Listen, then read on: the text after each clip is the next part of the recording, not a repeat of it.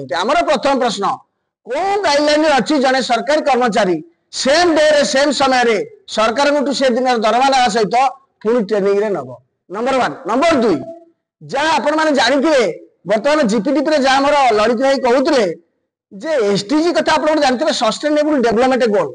सरकार 2193 राष्ट्र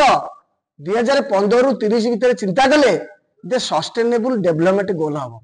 अर्थात दीर्घस्थायी विकास लक्ष्य पाई 9टा गोल से रखिले 9टा गोल को फुलफिल करने पूरा करने ग्रास रूट रे ट्रेनिंग हम ट्रेनिंग कौन ना दक्षता विकास कैपेसिटी बिल्डिंग ट्रेनिंग हम तो मुझे भावुँ 30 तो सरीगला 30 कौन 2000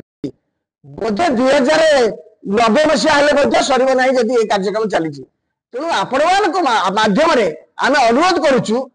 सरकार या नुआ सरकार आसती सबका साथ सबका विकास कहते तेणु जनातु ट्रेनर मान नियुक्ति तो बातिल कर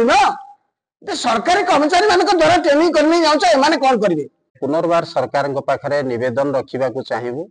जे आमर स्वास्थ्य मिशन हो बा आपणकर पंचायत राज अनुष्ठान हो बा ओस्टमार हो बा जीविका मिशन हो आम जो प्रशिक्षक बंधु माने दीर्घ दिन धरी कार्य करिआसुचु जो थे आमर जीवन जीविका थिला एवं विभिन्न क्षेत्र में आमे माने आम मानकर जो एक्सपीरियंस को शेयर करूथुलु ताकू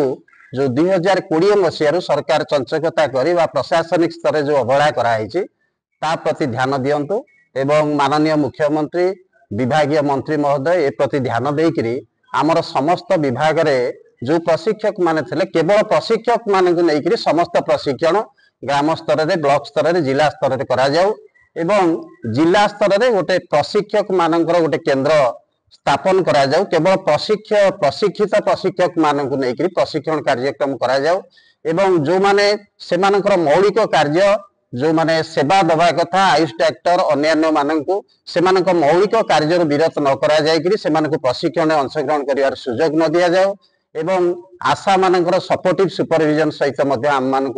अंशीदार करा जाऊ एई भली गोटे दाबी जहाँ आम पूर्वर दे आसु सेई कथा मध्य आज आम दोहराउछु बहुत बहुत धन्यवाद।